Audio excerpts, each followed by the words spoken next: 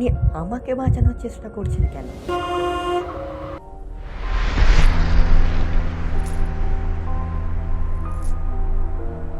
কাউকে হারানো মানে নিজেকে শেষ করে ফেলা নয়, বরং তার স্মৃতিকে বাঁচিয়ে রাখা। কিন্তু আমাদের গল্প কি করে এক হতে পারে? সময় এলে সব বুঝবে।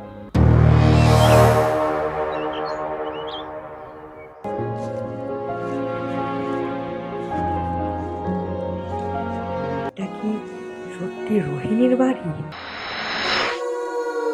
তাহলে পার্কে আমার সাথে যে মেয়ে ছিল সে কে?